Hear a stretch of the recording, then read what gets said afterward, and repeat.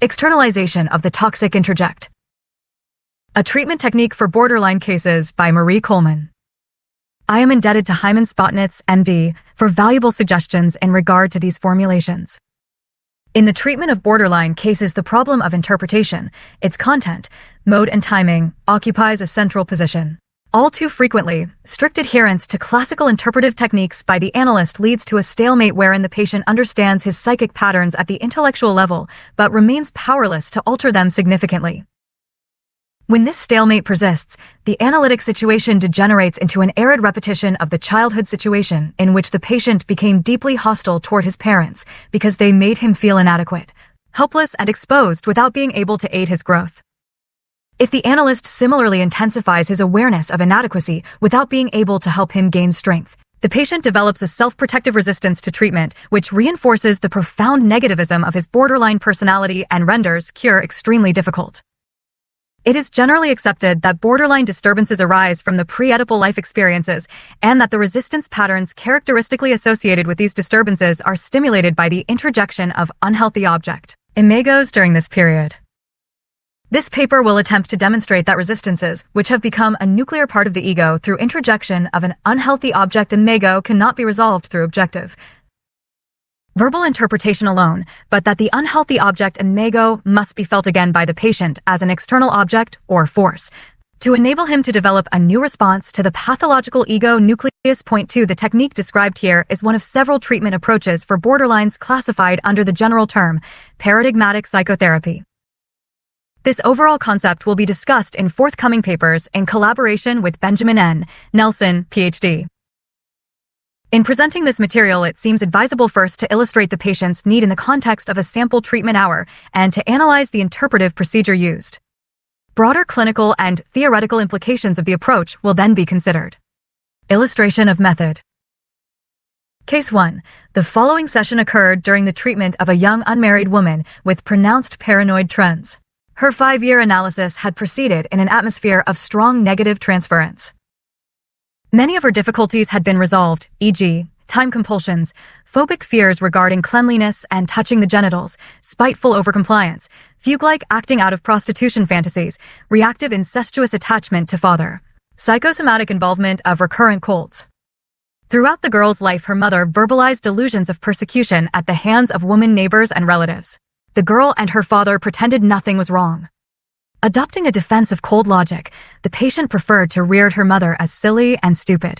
Until this session, she had consistently avoided recognition of the psychotic element in her own personality. Protocol. Patient lies down, tosses restlessly, rumples hair, knocks heels together, bangs head on pillow with impatient sighs. Finally, she complains about her continual sullenness, her deliberate clinging to the role of nag, her irritability and compulsive need to regard me as cruel and mean without provocation. Then, PT, why can't you help me? And bluntly, I'm too dumb. PT, agitated, why did you say that? How do you expect me to do anything if you say a thing like that? What did you mean by it? And matter of fact, I'm too dumb to explain.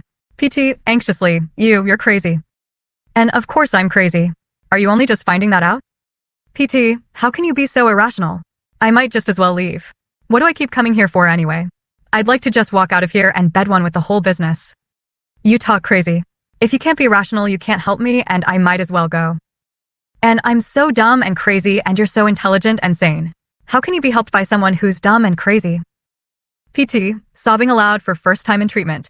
Well, you asked me to tell you what I think of you, and look what happens. Cries bitterly, then with dawning realization, but you started the whole thing. You're the one who said you were dumb, didn't you, and agreed when I called you crazy? And I did. PT, silence. Then, why did you say what you did? And to show you what a tyrant you are.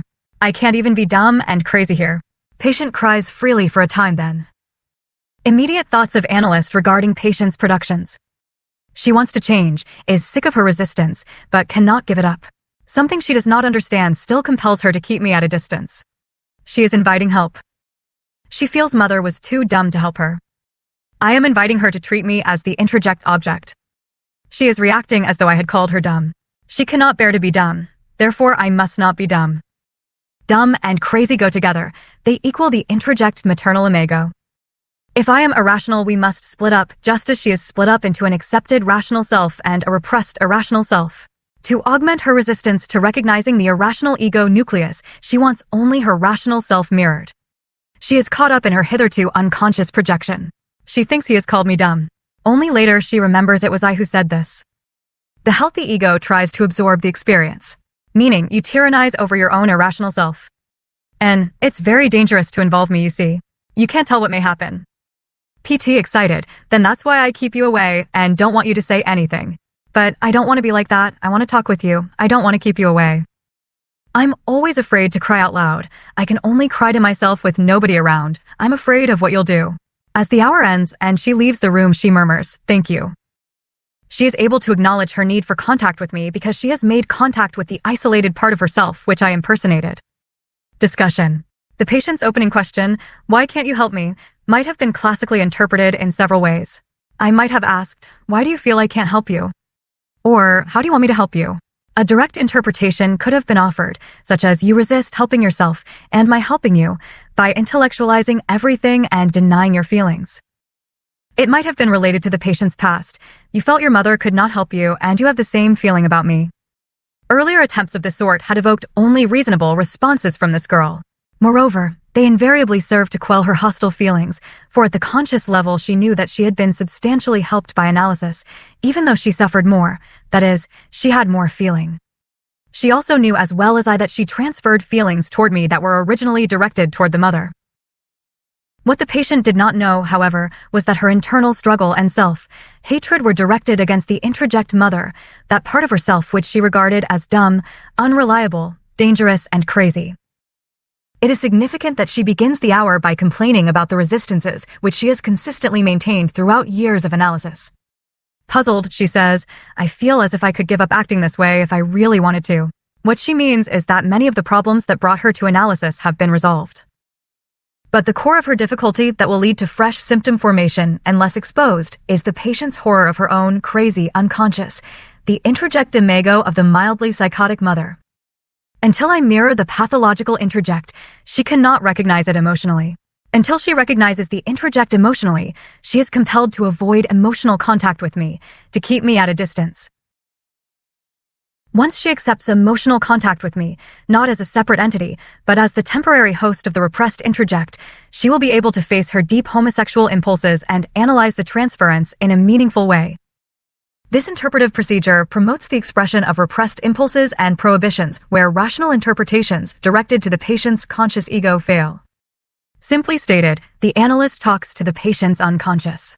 He verbally levels at himself the patient's own repressed self-accusation. In the above case, "I am dumb and crazy."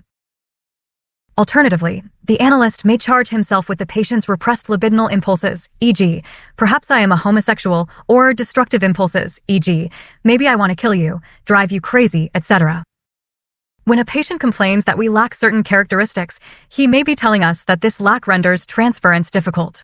Treatment of borderline cases is facilitated by a willingness on the part of the analyst to assume, experimentally, characteristics of the pre-Oedipal object imago. For example, Case 2, an embittered and schizoid young woman consciously despised her home for its bourgeois stuffiness.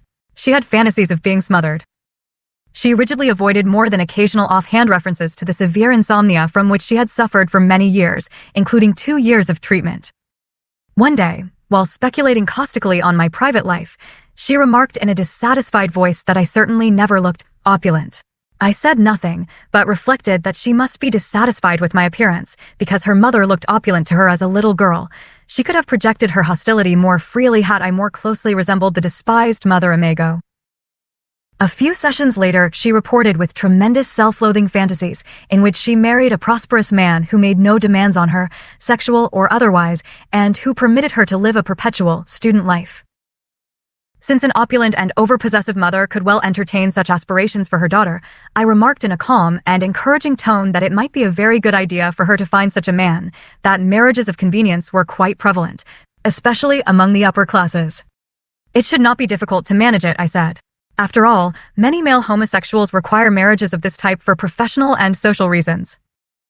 Why, you may even be lucky enough to find someone who will maintain a separate residence for you, in another country, perhaps Paris, Florence, the Riviera. This ended the session. The next day, the patient reported that my remarks had rocked her. They had taken the ground out from under her feet. I had just one reaction. She said angrily, "You're a bitch." Silence. Then she added, "It's odd though." After the hour, I went home and went to bed early and slept straight through for 12 hours, the first full night's sleep in years. The introject mother imago, the bitch, had been felt outside the patient's ego. It had been objectified.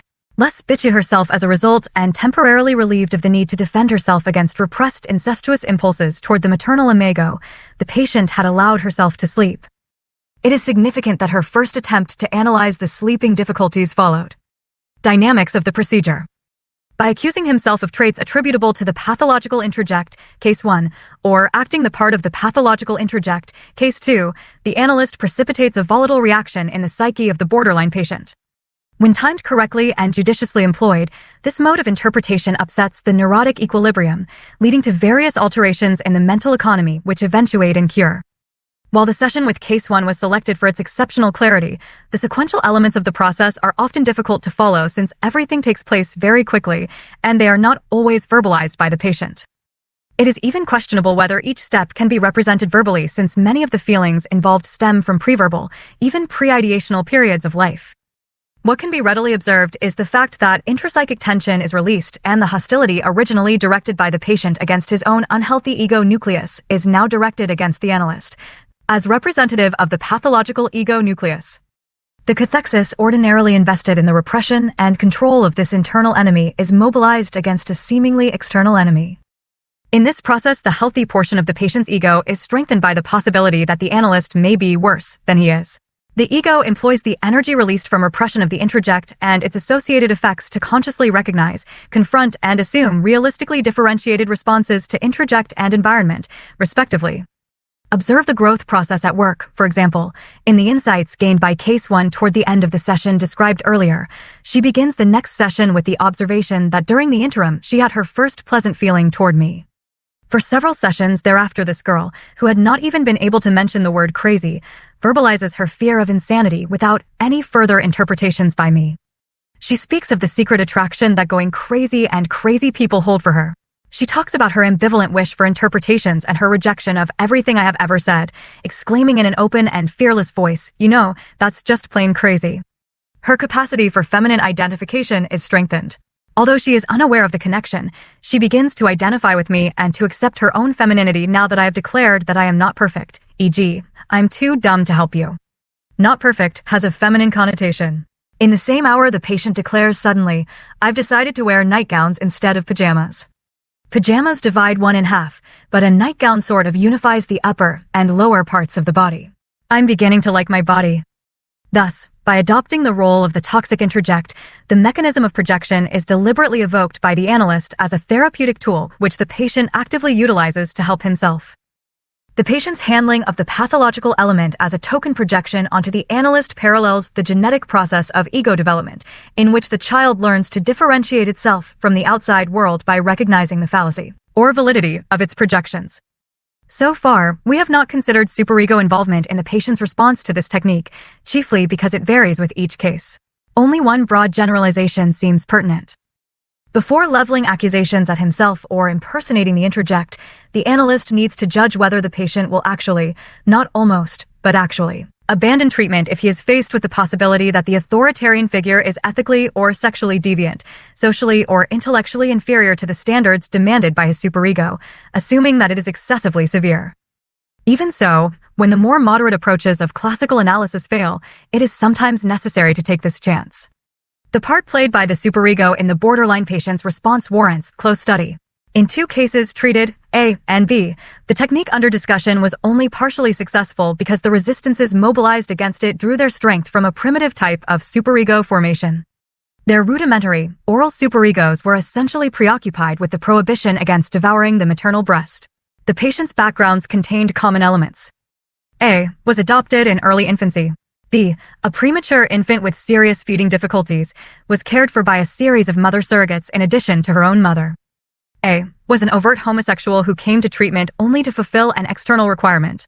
B started treatment partly because of homosexual anxiety and later remained in treatment for reasons similar to S. Throughout their analyses, these women felt unmitigated hatred toward me. The analytic situation enabled them to act out and reinforce their unconscious dichotomy between the good and bad maternal imago.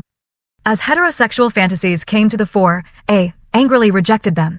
Increasingly, she projected all virtue onto her homosexual partner and all evil onto the therapist. B, who prior to treatment had strong homosexual crushes and despised her mother, now despised the analyst and transferred the fantasy of the good imago to her mother. Because she did not want her homosexual partnership disrupted by the heterosexual impulses mobilized through treatment, analysis was terminated by mutual agreement after 1 year. The analysis, which lasted several years, was to all outward appearances successful and led to a happy marriage.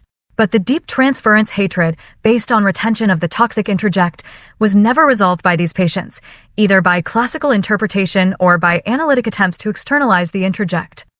If I agreed with them that I was bad and inadequate, they felt even more justified and redoubled their accusations. And any attempt on my part to outdo their accusations to enable them to recognize the exaggerated quality of their projections simply intensified their hostility and accomplished nothing. The moral and ethical rationalizations offered by A and B to justify their paranoid attitudes toward the analyst suggest that this particular type of oral superego structure may preclude success with the externalization technique, although it may not have been used early enough in the treatment of these patients to be effective. Theoretical considerations. The less severe the neurosis, the less disturbed the patient is by the interpretive technique described. Since his conflicts do not derive essentially from a pathological ego nucleus, the analyst's remarks do not threaten the patient, for his sense of differentiation from the analyst, based on more advanced ego development, enables him to recognize that the analyst is fooling. He may even turn the situation into a little game, deriving great amusement from outdoing the analyst with exaggerated interpretations and fantastic accusations. With borderline patients, impersonation of the unhealthy imago produces anything but amusement. If this kind of interpretation is to be effective, it cannot be used too freely, or the patient will learn to recognize it as a technique and be armed against it. Externalization often requires repetition in various forms over a period of time, but in a single session it may precipitate a sudden deepening of insight, accompanied by great effectivity. When a patient subsequently refers to such an hour as the turning point in the analysis, it is valuable to explore the reason. Case 3. Under the guise of understanding herself, a young woman was in the habit of castigating herself severely during her analytic sessions. Classical interpretations failed to modify the masochistic pattern. She simply felt I was being tolerant of her shortcomings. Finally, one day, in a tone of full conviction, I agreed, "You are quite right. You are not good, a failure. At last you recognize that everything is hopeless. You will never change. Give up." She lay in stunned silence for a few moments, then she leaped off the couch and sailed out of the office, slamming the door violently.